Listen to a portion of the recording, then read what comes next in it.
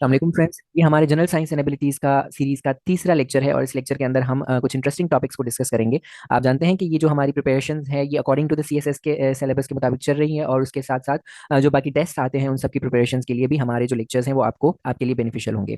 आज के हमारे टॉपिक बहुत ज़्यादा इंटरेस्टिंग है। Everybody could relate to them because ये जो टॉपिक्स हैं ये ना सिर्फ जॉब इंटरव्यूज, जॉब टेस्ट और जो है आपके सीएसएस के एग्जाम में काम आएंगे, बल्कि उन बच्चों के लिए भी हेल्पफुल होगा जो कि 6, 7, 8 ग्रेड में जो है अपना साइंस का सब्जेक्ट जिनके अंदर ये सोलर सिस्टम या हमारे जो टॉपिक्स हैं जैसे कि डिफरेंट प्लैनेट्स आ जाते हैं वो सब उनके साथ उनके लिए भी है, ये बहुत ज़्यादा हेल्पफुल रहेगा। तो लेट्स स्टार्ट। जब आप अब तक समझ चुके होंगे कि we are going to discuss about solar system और फर्स्ट 3 to 4 प्लैनेट्स जितने हम कवर कर सकेंगे वो आज की वीडियो में हम कवर करेंगे। Let's start with the solar system.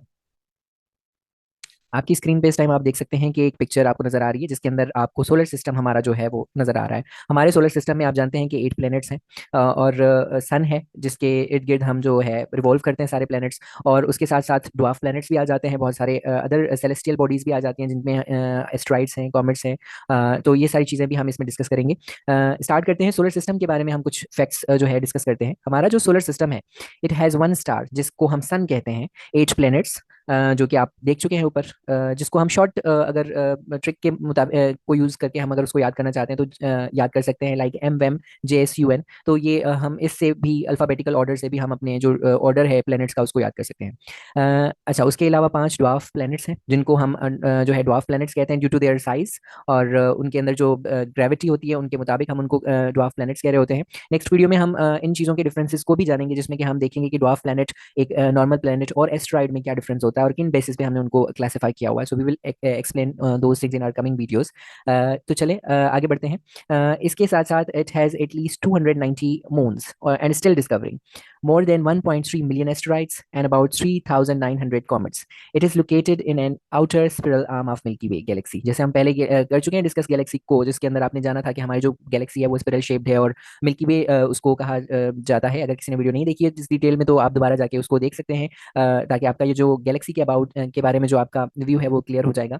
तो इसकी जो है आउटर स्पिरल आर्म में हमारी जो गैलेक्सी है वो हमारी जो गैलेक्सी की जो आउटर स्पिरल आर्म है वहाँ पर हमारा सोलर सिस्टम मौजूद है। Let's go further.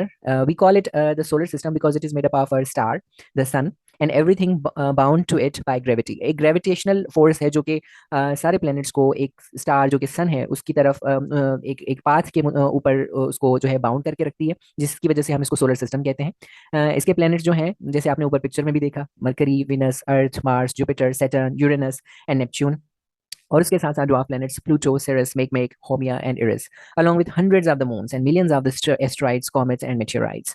अच्छा, इसके साथ साथ हमारा जो प्लेनेट है प्लेनेट सिस्टम है, हमारे जो सोलर सिस्टम के अंदर जो प्लैनेट्स हैं उनको दो हिस्सों में डिवाइड किया जाता है ड्यू टू सर्टेन कंडीशंस और कुछ चीज़ें जो कि हम आने वाले वीडियोस में डिस्कस करेंगे। उसको डिवाइड किया गया है दो हिस्सों में। एक है टेरेस्ट्रियल प्लैनेट्स, यानी कि जो पहले 4 प्लैनेट्स आते हैं, यहाँ पर आप पिक्चर में देख सकते हैं कि पहले जो 4 प्लैनेट्स आ रहे हैं, Mercury, Venus, Earth and Mars, इनको हम टेरेस्ट्रियल प्लैनेट्स कहते हैं। और जो बाद में आ रहे हैं जैसे जुपिटर, सैटर्न, नेपच्यून, यूरेनस, इन सबको हम जोवियन प्लैनेट भी कहते हैं और गेस जायंट्स भी कहते हैं। तो इनको कुछ खास इनके फीचर्स की वजह से डिफरेंशिएट किया गया है और क्लासिफाई किया गया है। We will discuss them later. अच्छा, अब हम सोलर सिस्टम के बारे में जान चुके हैं, so now move we are moving towards planets. हमारे जो प्लैनेट्स हैं वो उनका जो ऑर्डर है, the order of the planets in the solar system starting nearest the sun and working outward is the following, like Mercury, Venus, Earth, Mars, Jupiter, Saturn, Uranus, Neptune. इनके first word अगर हम first इनके जो alphabet हैं उनको अगर याद कर लें, लाइक MWEM JSUN, तो हमारा एक ऑर्डर हमारे लिए बहुत इजी हमारे जहन में जो है हम आप रख सकते हैं, ताकि एग्जाम में आप ऑर्डर के साथ अगर कोई क्वेश्चन आ जाता है, बहुत बार MCQs में पूछा जाता है कि वेनस जो है वो कौन सी पोजीशन पे है फ्रॉम सन, तो आप उसको इस तरीके से बहुत बड़ी आसानी से आप हमेशा के लिए याद कर सकते हैं। Let's move to the first planet जो कि है मरकरी, जो कि सन से पहला यानी कि फर्स्ट प्लेनेट है। It is the smallest planet in our solar system and nearest to the sun. Second, Mercury is the fastest planet, यानी कि सबसे ज्यादा जल्दी ये जो है रिवॉल्व होता है, zipping around the sun every 88 earth days, जो कि बाकी प्लेनेट से बहुत ज्यादा फास्ट है। इसके बाद जो मरकरी है is appropriately named for the swiftest of the ancient Roman gods. पहले जितनी भी डिस्कवरीज होती थी प्लैनेट्स की उनको एक रोमन गॉड का नाम दिया जाता था। Mercury doesn't have any moon और रिंग्स, उसका कोई भी मून नहीं है। जैसे कि अर्थ के पास एक मून है, डिफरेंट अदर प्लैनेट्स के पास बहुत ज़्यादा मून्स हैं, लेकिन जो मरकरी है उसका कोई भी मून नहीं है, उसके पास कोई चांद नहीं है। Let's move on to the next point. A year on Mercury takes 88 earth days. जैसे हमने कहा कि यहाँ पर सिर्फ 88 डेज का जो है एक साल होता है, जबकि अर्थ के ऊपर आपको पता है कि 365 का जो है हमारा अर्थ जो है ईयर होता है। Next point is Mercury has just 38% the gravity of the Earth. This is too little to hold on to what atmosphere it has which is blown away by the solar winds. तो यहाँ से हम देख सकते हैं कि जो Mercury है उसकी जो ग्रेविटी है वो अर्थ के मुकाबले में बहुत ही ज़्यादा कम है, जिसकी वजह से वो जो है लाइफ को सपोर्ट नहीं कर पाता। और दूसरी बात, टेम्परेचर भी वहाँ का बहुत ज़्यादा होता है, जिसकी वजह से मरकरी जो है वो लाइफ के लिए सूटेबल नहीं है। अच्छा, now another important thing is कि जब हम ये कर रहे हैं, हम इन टॉपिक्स को डिस्कस, तो आपको ये चीज़ मेक श्योर करनी है कि आप इनको बुलेट पॉइंट्स में याद करें, ताकि आप इजीली जो है अपने जो है नोट्स को रिवाइज कर सकें, मेमोराइज कर सकें, और एग्जाम के टाइम पे बहुत ही इजीली आप उसको मेमोराइज कर सकें। अच्छा, इसके अलावा यहाँ पर आपको 6 पॉइंट्स इसलिए दिए गए हैं कि मैक्सिमम आपका जो क्वेश्चन पेपर के अंदर आता है वो 5 मार्क्स का होता है, तो आप एटलीस्ट 6 पॉइंट्स दें, ताकि आपका जो एग्जामिनर है वो मजबूर हो जाए कि आपको अच्छे मार्क्स दे। अच्छा, इसके अलावा जो मैंने ऊपर सोलर सिस्टम की पिक्चर बनाई है, वो पिक्चर आप किसी भी प्लेनेट के साथ अगर आप ड्रॉ करते हो, that is going to work for you. So it's very important कि आप पिक्चर जरूर बनाओ, ड्रॉ करो। अगर आपको सही ऑर्डर में पता है तो बहुत ही अच्छी बात है कि आप उसको एक ऑर्डर में ड्रॉ कर लो। तो आप किसी भी प्लेनेट के साथ अगर कोई क्वेश्चन आता है, किसी प्लेनेट के बारे में फैक्ट्स आते हैं, स्पेशली एमसीक्यूज में तो बहुत आते हैं, लेकिन अगर एग्जाम में आपके सब्जेक्टिव में भी आ रहे हैं, then you can draw the picture and you can get good marks. अच्छा, सेकंड नंबर पे जो आपका प्लेनेट आ रहा है वो है विनस।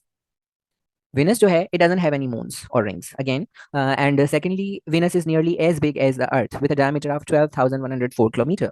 तो इसका जो साइज है वो अर्थ से थोड़ा ही कम है, यानी कि बहुत नियरली हम कह सकते हैं कि Venus is nearly as big as the Earth। So the third point is Venus is thought to be made up of central iron core, Rocky mental and silicate crust. ये वो मटेरियल है जिससे कि वेनस मिलकर बनता है, उसकी जो सरफेस है, उसका जो क्या कहते हैं कंपोजिशन है, वो इससे मिलकर बनी है।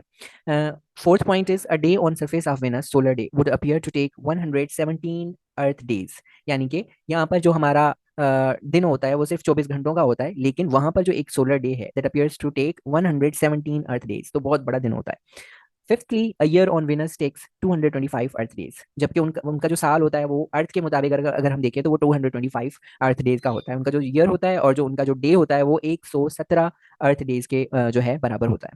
Last point is the surface temperature on Venus can reach 471 Celsius. तो इतना ज्यादा टेम्परेचर है जिस वजह से वहां पर लाइफ का होना बहुत ही नेक्स्ट टू इम्पॉसिबल है। Coming to the next planet, that is Earth. Earth is the third planet from the Sun and is the largest of the terrestrial planets। यानी कि जो अर्थ है, जो कि हमारा होम है, हमारा होम प्लेनेट है, ये थर्ड प्लेनेट है from the sun location wise अगर हम बात करें, और ये सबसे बड़ा है टेरेस्ट्रियल प्लैनेट्स में। The Earth is the only planet in our solar system not to be named after a Greek और रोमन डाइटी। इसका कोई रोमन गॉड्स का या किसी मैसेंजर का नाम इसके ऊपर नहीं रखा गया। Earth was formed approximately 4.54 billion years ago and is the only non planet to support life. आप जानते हैं कि जो है ये वाहिद प्लेनेट है according to the study till today जो कि लाइफ को सपोर्ट करता है। दूसरे प्लैनेट्स नहीं करते ड्यू टू वेरियस रीजंस और उनकी कंपोजिशन और उनकी लोकेशन के या टेम्परेचर के मुताबिक। और दूसरी बात ये कि जो एक्सपर्ट्स हैं, जो साइंटिफिक एनालिस्ट हैं, वो उनका कहना ये है एक्सपर्ट्स का कि 4.54 बिलियन ईयर्स अगो हमारा जो अर्थ है वो बना था।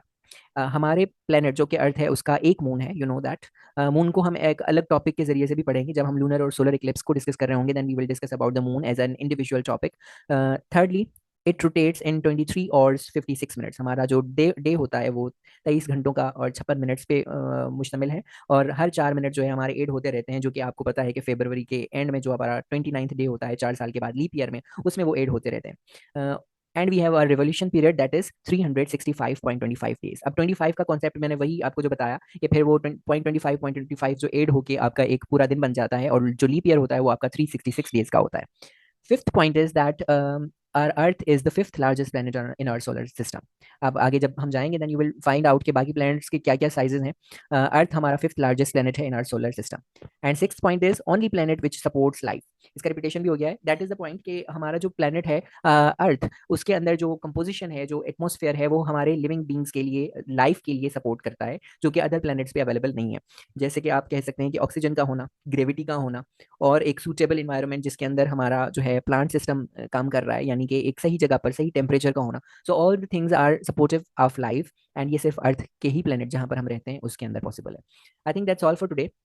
आज हमने अर्थ को पढ़ा, वेनस को पढ़ा, मरकरी को पढ़ा, और इसके साथ साथ हमने सोलर सिस्टम को पढ़ा है।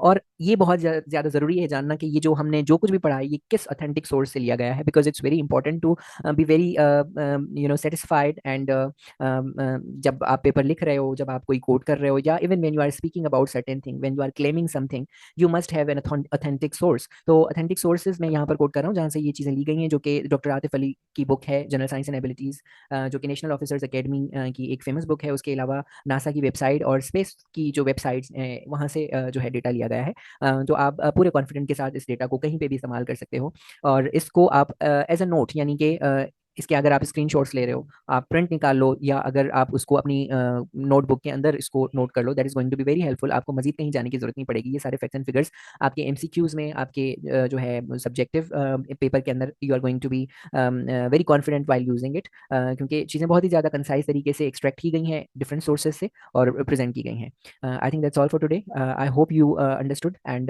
if you have understood and like the concept, the way of teaching, then you must subscribe to the channel. Thank you so much.